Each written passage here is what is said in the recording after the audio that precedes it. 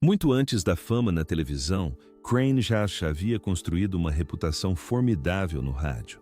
Apelidado de O Homem das Mil Vozes em Los Angeles, ele apresentava um programa matinal de grande repercussão, que misturava comédia ágil, bateria ao vivo e entrevistas com celebridades. Amplamente considerado um gênio da improvisação, seu carisma natural o tornou querido pela alta sociedade de Hollywood. O próprio Walt Disney o chamou certa vez de o mais espirituoso do Oeste. A estreia de Hogan's Heroes em 1965 catapultou Bob Crane instantaneamente para o reconhecimento familiar. Atraindo milhões de telespectadores, a série de sucesso permaneceu no ar por 6 temporadas. O ator recebeu 2 indicações ao Emmy e sua imagem estampou de tudo, desde outdoors promocionais até lancheiras infantis. Ele possuía tudo o que os artistas aspirantes almejam: riqueza, aclamação e autonomia criativa. Do ponto de vista de um observador externo, a estrela surfava na onda de um triunfo monumental. Contudo, por trás daquela fachada brilhante, uma realidade mais sombria começava a se revelar.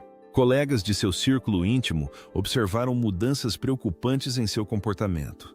Seus relacionamentos pessoais ficaram tensos e sua sede por emoções fortes se manifestou em condutas imprudentes. Mesmo assim, esses acontecimentos alarmantes permaneceram fora da imprensa, pelo menos por enquanto. Mesmo enquanto arrancava risadas na televisão sem esforço, sua vida privada mergulhava em um território profundamente perturbador. Era uma existência secreta que ele acreditava poder ocultar indefinidamente. Infelizmente, essa ilusão estava fadada a se desfazer. Enquanto Hogan's Heroes dominava e teve audiência, seu protagonista construía uma vida dupla clandestina, escondida de seus colegas de elenco. Para o público, ele era o carismático Coronel Hogan, enganando os adversários com um sorriso irônico. No entanto, quando a produção foi interrompida, o ator passou a se dedicar a obsessões muito mais sombrias. Longe dos olhos do público, ele cultivou uma forte compulsão que destruiria sua trajetória e mancharia para sempre sua memória. A fixação começou de forma inocente. Durante seu período no rádio em Los Angeles, ele desenvolveu um profundo interesse por fotografia, embora seu foco tenha se desviado bastante dos retratos tradicionais. Sua atenção se voltou para registrar seus encontros sexuais íntimos em filme. Essas interações variavam de casos passageiros a relacionamentos românticos consolidados. De forma perturbadora, inúmeras mulheres desconheciam completamente que estavam sendo secretamente filmadas. Para essa estrela da televisão, os equipamentos de gravação se tornaram o foco central de sua vida privada. Essa fixação se intensificou com John Henry Carpenter, um técnico audiovisual que atendia a importantes emissoras. Ao se encontrarem em meados da década de 1960, os dois forjaram uma forte conexão por conta do entusiasmo mútuo pelas inovações de ponta em gravação. Carpenter, no entanto, ofereceu muito mais do que simples equipamentos. Ele forneceu ao ator os dispositivos mais modernos, facilitou gravações secretas em acomodações e, segundo relatos, ajudou a orquestrar encontros sexuais. A dupla tornou-se praticamente inseparável, viajando frequentemente juntos, reservando acomodações compartilhadas e filmando meticulosamente suas aventuras privadas. Embora alguns observadores descartassem suas atividades como meras travessuras inocentes de solteiros, outros acharam a dinâmica profundamente perturbadora. O inegável charme do ator camuflava um transtorno compulsivo enraizado. Ele transitava entre 2 realidades distintas, e os limites que separavam sua persona pública de sua perversidade privada se deterioraram rapidamente. À medida que suas dependências psicológicas pioravam, a pressão resultante causava estragos em sua vida doméstica.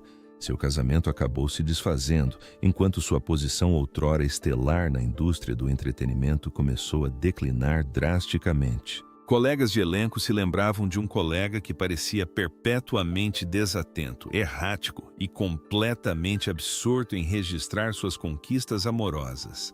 Apesar disso, o artista afirmava ter controle firme sobre sua vida. Então, em 1978, justamente quando tentava revitalizar sua carreira através do teatro e de um novo casamento, ele foi encontrado brutalmente assassinado dentro de sua residência. A cena do crime não apresentava qualquer indício de arrombamento e nenhum bem foi levado. Além disso, a única pessoa, além da vítima, que tinha acesso regular à residência era John Carpenter. No entanto, essa triste realidade marcou apenas o ponto de partida. 29 de junho de 1978, Scottsdale, Arizona. A revelação macabra ocorreu pouco depois do meio-dia. Sem conseguir contatar o ator por telefone, um colega de elenco dirigiu-se ao Winfield Place Apartments para verificar seu bem-estar, onde Crane residia enquanto estrelava a peça Beginner's Luck. A cena horrível que os aguardava dentro do apartamento 132 a ficaria marcada como uma das cenas de assassinato mais intrigantes e macabras já associadas ao mundo do entretenimento. O adorado astro da sitcom jazia completamente imóvel sobre seu colchão. Uma arma não identificada havia lhe causado profundos cortes na cabeça, indicando um ataque extremamente violento e profundamente íntimo. Ele sofreu múltiplos golpes pesados, presumivelmente enquanto inconsciente, e um fio elétrico emaranhado estava casualmente enrolado em seu pescoço. Curiosamente, o restante do quarto permaneceu perfeitamente intacto. Os detetives notaram a ausência de fechaduras quebradas, a presença de todos os itens caros e a total falta de pistas que apontassem para um arrombamento mal-sucedido. Os itens que a polícia descobriu, no entanto, dispararam imediatamente o alarme. O apartamento estava repleto de equipamentos de gravação, tripés e inúmeras fitas de vídeo, cada uma delas registrando com clareza gráfica os momentos íntimos da vítima. Isso tornava dolorosamente óbvio que o assassinato não se tratava de uma invasão domiciliar arbitrária. O autor do crime claramente conhecia a rotina do ator, seu estilo de vida secreto e talvez o tivesse observado ativamente. A autópsia revelou a completa ausência de ferimentos de defesa. Isso implica que o ator foi atacado enquanto dormia ou permitiu voluntariamente que seu assassino entrasse sem hesitar. Curiosamente, uma das últimas pessoas a interagir com ele foi John Carpenter, que havia viajado recentemente da Califórnia para visitar o amigo.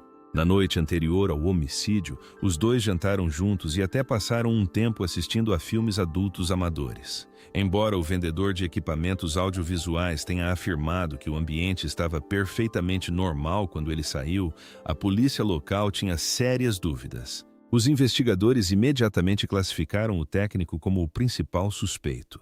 Ele tinha acesso irrestrito e apresentava possíveis motivações, que variavam de inveja e ressentimento a possíveis gatilhos psicológicos mais sombrios. O depoimento mais incriminador foi o de uma testemunha que alegou que o astro tentou romper o relacionamento com sua companheira poucos dias antes. As autoridades detiveram o suspeito para interrogatório, mas, sem a arma do crime, impressões digitais ou uma cronologia clara dos fatos, a investigação ficou paralisada.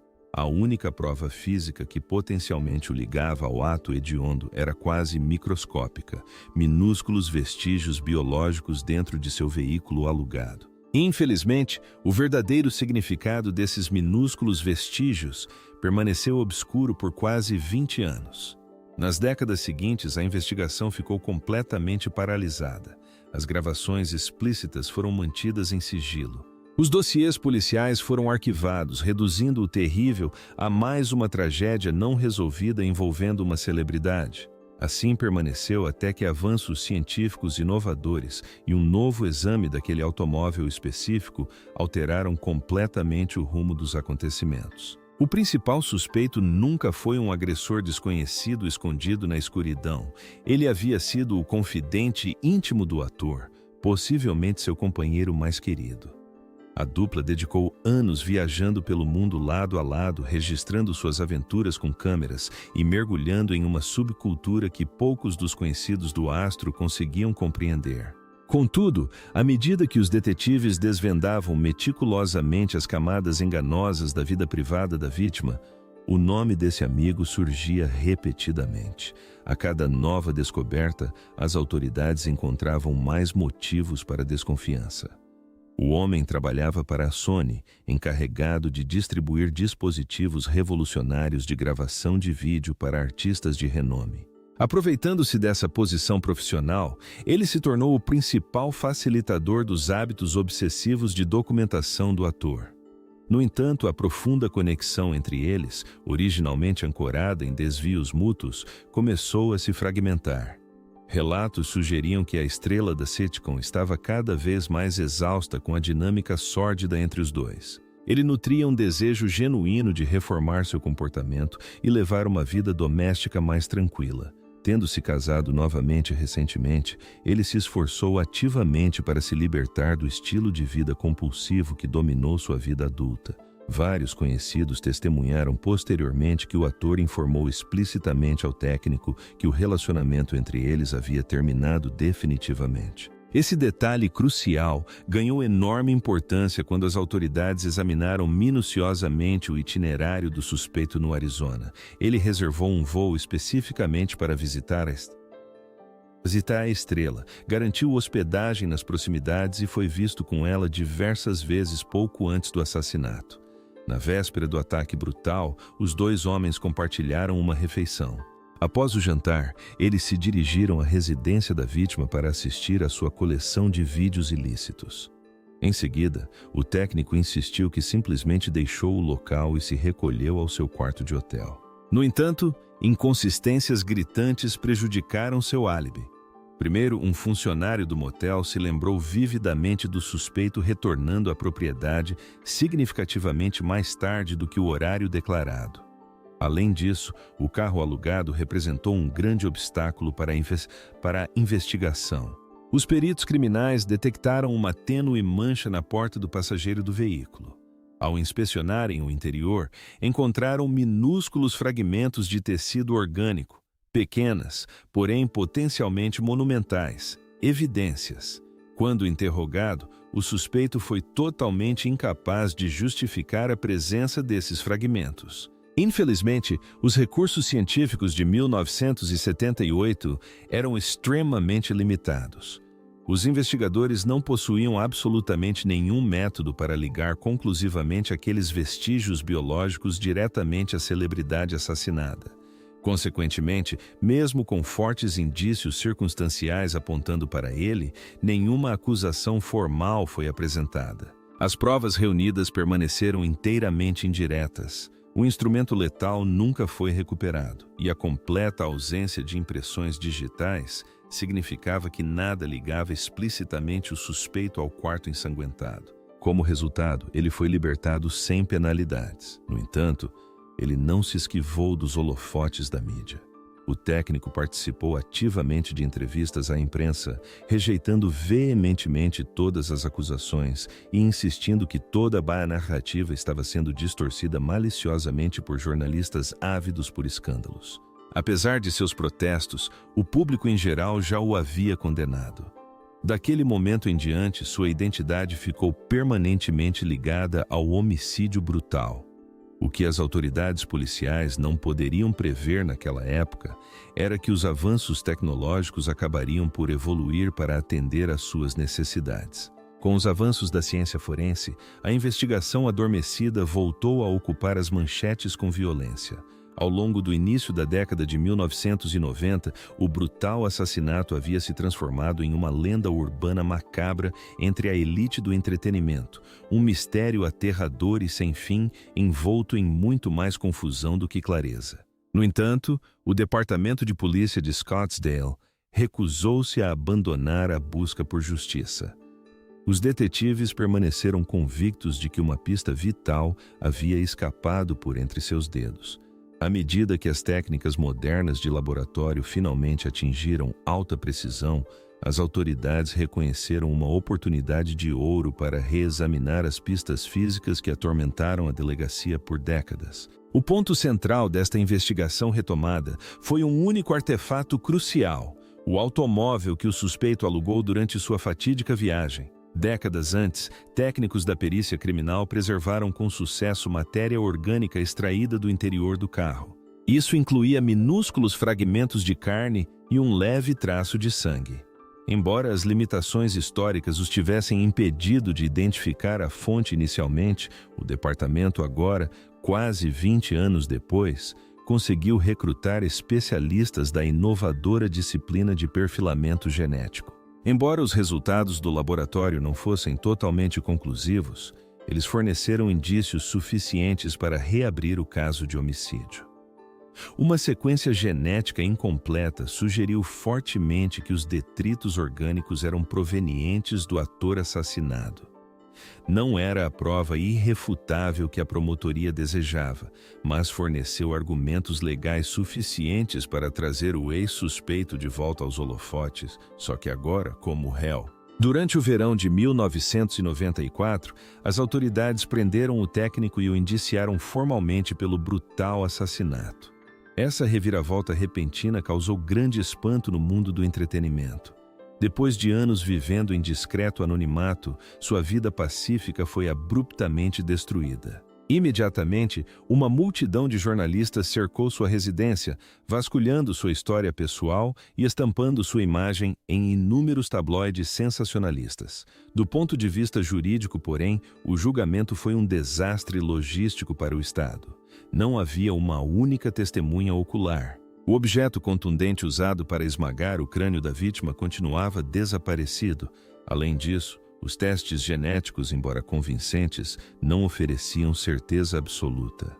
Para complicar ainda mais a situação, a investigação inicial sofreu com grave contaminação e preservação inadequada, o que impediu a acusação de estabelecer uma cadeia de custódia íntegra para a maioria das provas físicas. Apesar disso, os promotores insistiram. Eles acreditavam firmemente que comprovar a intenção subjacente garantiria uma condenação. Destacaram a intensa inveja do réu, sua amarga reação ao ser descartado por seu famoso amigo e o pânico avassalador que provavelmente sentiu ao ver seu acesso privilegiado ao universo hedonista da celebridade desaparecer. A acusação levantou a hipótese de que o réu, dominado por sentimentos de abandono e profunda vergonha, desencadeou um ataque furioso e letal. Em contrapartida, a equipe de defesa construiu uma narrativa contraditória. Argumentaram que as provas apresentadas pelo Estado eram excepcionalmente frágeis, alegando que o material genético estava deteriorado demais para produzir resultados confiáveis e que o suposto motivo era mera especulação. Nos corredores do tribunal, o processo se desenrolou com o teatralismo de um thriller roteirizado. O Estado apresentou imagens horripilantes da cena do crime, transmitiu trechos de gravações ilícitas da vítima e expôs completamente sua bizarra vida dupla. Contudo, ao exibir esses materiais, a promotoria revelou inadvertidamente ao público em geral a pura e implacável profundidade das perversões ocultas da estrela. O júri se viu diante de uma tarefa que ia muito além de determinar a culpabilidade do réu. Eles foram essencialmente forçados a navegar por uma complexa teia de vícios graves, manipulação emocional e profunda deslealdade. Finalmente, em 1995, após semanas de depoimentos, o júri proferiu seu veredicto. O acusado foi considerado inocente de todas as acusações.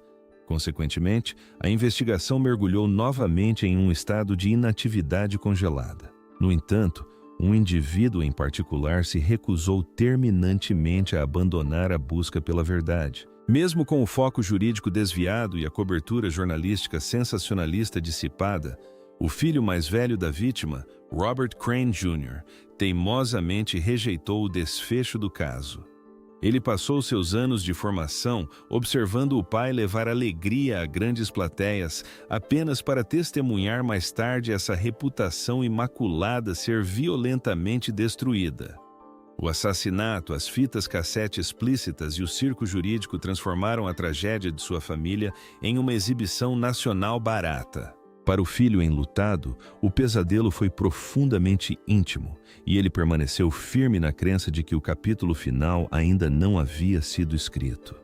Nas décadas que se seguiram ao veredicto, ele embarcou em uma busca independente por clareza. Ele examinou meticulosamente documentos antigos das forças policiais, entrevistou ex-detetives e retomou o contato com pessoas próximas ao seu falecido pai. Suas descobertas foram profundamente perturbadoras. Ele desvendou casos de gestão negligente de provas, cronologia mal executada e pistas vitais que foram completamente ignoradas ou deliberadamente desconsideradas. Acima de tudo, ele era perpetuamente atormentado pela sombra do homem que outrora se declarara, com orgulho, o companheiro mais próximo do ator. Aos olhos do filho, o técnico absolvido era muito mais do que um mero suspeito. Ele representava o elo final em um ciclo tóxico de engano e exploração que acabou destruindo sua família. Sempre que falava com a imprensa, o jovem Crane não poupava palavras. Ele manteve uma convicção inabalável de que o antigo suspeito era o verdadeiro assassino, desconsiderando completamente a conclusão legal do júri. Além disso, sentiu-se profundamente traído pelo próprio processo judicial. Contudo, sua cruzada pessoal ia muito além de simplesmente apontar o dedo. Seu objetivo final era resgatar a verdadeira história da identidade de seu pai. Ao lançar seu livro de memórias em 2015, Crane, Sex, Celebrity and My Father's Unsolved Murder, Crane, Sexo, Celebridade e o Assassinato Não Resolvido do Meu Pai, ele narrou não apenas os detalhes macabros do homicídio, mas também o ser humano genuíno por trás do famoso sorriso. Ele retratou um indivíduo extremamente complexo e profundamente imperfeito. Um homem que, escondido sob camadas de sagacidade, travava uma guerra silenciosa contra uma escuridão interior quase invisível a todos. O autor escreveu com honestidade implacável sobre as dependências psicológicas de seu pai, seus impulsos incontroláveis e como o status de celebridade forjou uma miragem enganosa que acabou desmoronando. Embora se recusasse a suavizar artificialmente as duras verdades, ele forneceu um elemento crucial que toda transmissão e revista sensacionalista ignorou completamente: o contexto genuíno. O adorado artista vinha lutando ativamente para escapar de seu ambiente sórdido. Ele estava fazendo um esforço concentrado para reformar sua vida. De fato, ele iniciou o processo de rompimento de seu relacionamento tóxico com seu cúmplice apenas alguns dias antes de sua execução. Essa revelação específica, derivada de uma correspondência íntima escrita pelo ator pouco antes de sua morte, atormentou os pensamentos de seu filho muito mais intensamente do que qualquer imagem macabra da cena do crime ou documento legal jamais poderia. Ela ilustrou uma realidade crua e dolorosa. A estrela da sitcom não foi simplesmente assassinada. Ele havia sido profundamente traído. Seu filho dedicou incontáveis anos tentando racionalizar a violência sem sentido, mas, independentemente dos segredos que descobriu, um fato singular e doloroso persistiu. O sistema legal falhou completamente com a família, e era muito provável que o público jamais recebesse uma resposta definitiva. Ainda assim, o aspecto mais angustiante para o filho enlutado não era a identidade não revelada do perpetrador. Em vez disso, era a facilidade arrepiante com que a sociedade simplesmente se esqueceu do próprio homem. Os mesmos fãs que outrora idolatravam o artista o abandonaram assim que seu legado foi manchado. A sociedade optou por perpetuar a grotesca controvérsia em vez de seus inegáveis dons cômicos. Fixaram-se completamente no circo judicial, apagando por inteiro as décadas de alegria e brilhantismo artístico que ele proporcionara. Portanto, o filho do ator conseguiu o que os tribunais não conseguiram, apresentou a narrativa completa, sem retoques e profundamente humana. Hoje, a existência do falecido astro é frequentemente reduzida a mera fofoca e assuntos banais para tabloides. Ele é lembrado apenas como um famoso radialista que escondia segredos sombrios, vítima de um assassinato misterioso e morto por uma ex-companheira que se tornou sua adversária. A realidade, porém, é muito mais perturbadora e infinitamente mais compreensível. Sua biografia não se encaixa perfeitamente em uma história comum de triunfo e ruína. Em vez disso, foi uma deterioração gradual e agonizante, profundamente marcada por isolamento, transtornos compulsivos e a pressão esmagadora da notoriedade generalizada. O artista dedicou a vida a gerar sorrisos. Ele foi o pilar de um grande sucesso televisivo e possuía uma energia contagiante que dominava todos os espaços em que entrava. Contudo, assim que as luzes do estúdio se apagaram, uma personalidade completamente diferente emergiu. Longe dos holofotes, ele travou uma guerra contra uma compulsão obsessiva que devorava sua vida privada e corroía todos os limites apropriados. As distinções entre afeto genuíno e atuação teatral, e entre companheirismo autêntico e manipulação predatória, tornaram-se cada vez mais impossíveis de distinguir. No momento em que finalmente tentou se libertar de seus próprios padrões destrutivos, seu destino já estava selado. O aspecto mais doloroso de sua decadência permanece sendo a forma como a história o registrou. Para a grande maioria do público, ele não é mais celebrado como um gênio cômico de raciocínio rápido ou um talento aclamado e indicado a prêmios. Em vez disso, ele se tornou apenas a figura escandalosa das manchetes, o alvo de gravações ilícitas e o cadáver no centro de uma investigação de homicídio mal conduzida. Incontáveis anos de dedicação artística foram completamente submersos pela indignação. Como as autoridades não conseguiram uma condenação, seu fim macabro se transformou em uma atração mórbida de circo. Uma curiosidade sombria que a sociedade discutia em silêncio, debatia interminavelmente e, por fim, descartava. Suas contribuições artísticas foram igualmente penalizadas. Hogan's Heroes, que antes reinava como uma das sitcoms mais queridas da América, agora quase nunca é mencionada sem um reconhecimento imediato e sombrio da morte de seu protagonista. Cineastas da indústria evitaram propositalmente mencionar seus trabalhos anteriores. Executivos de emissoras discretamente retiraram seus programas da programação. Parecia que toda a indústria do entretenimento desejava enterrar sua memória junto com seu arquivo policial adormecido.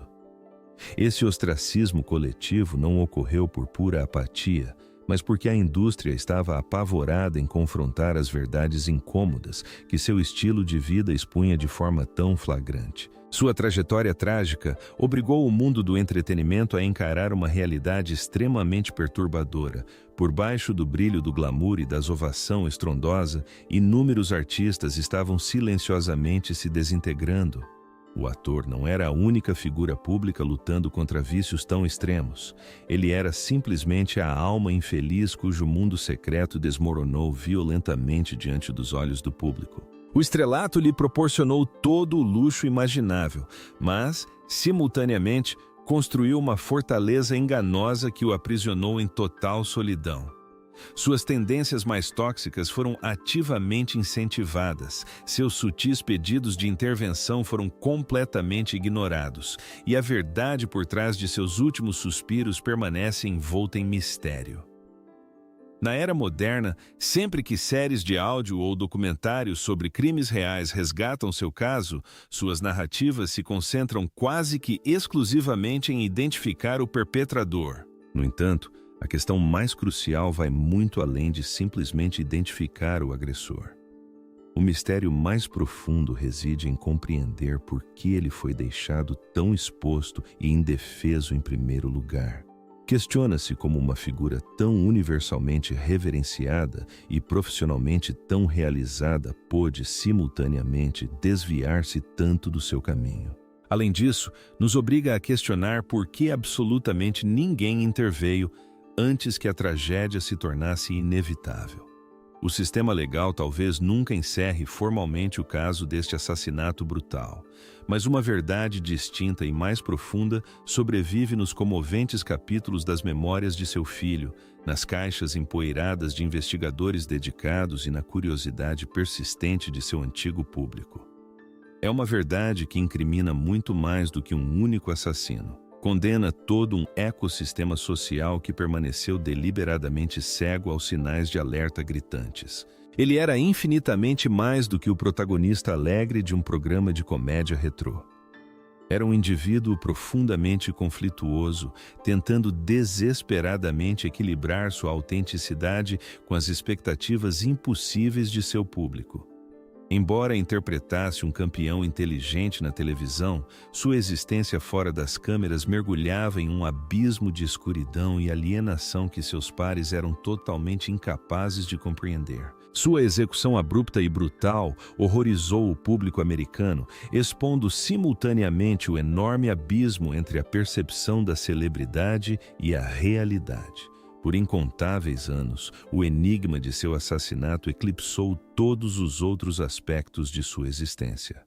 À medida que a investigação estagnava, a lembrança que a sociedade tinha de seu timing cômico, seu intelecto aguçado e o puro magnetismo que o consagraram como um ícone da radiodifusão também foi se apagando aos poucos. A conversa cultural girou exclusivamente em torno das fofocas sórdidas, das fitas cassete explícitas, do drama judicial e das incertezas persistentes que alimentavam especulações sem fim.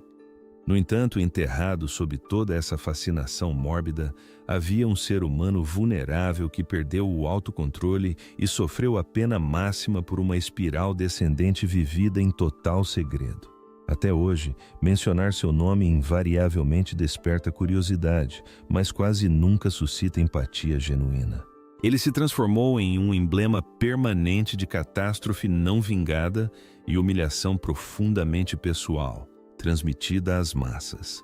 No entanto, o verdadeiro peso de seu legado vai muito além dos eventos sangrentos que ocorreram naquela residência no Arizona. Serve como um sombrio testemunho do perigo de ignorar pedidos de socorro, das severas batalhas emocionais ocultas pela fama e das repercussões fatais da ignorância coletiva deliberada. A punição legal nunca foi alcançada perante um juiz, mas talvez ao reconhecermos a totalidade de sua vida. Em vez de reduzi-lo a uma manchete sensacionalista ou a uma mera vítima da violência, possamos finalmente reconhecer sua autêntica influência histórica. É uma lição duradoura que nos incentiva a olhar além da superfície, a fazer perguntas difíceis e a nunca acreditarmos erroneamente que realmente entendemos uma pessoa simplesmente porque ela exibe um sorriso radiante na televisão.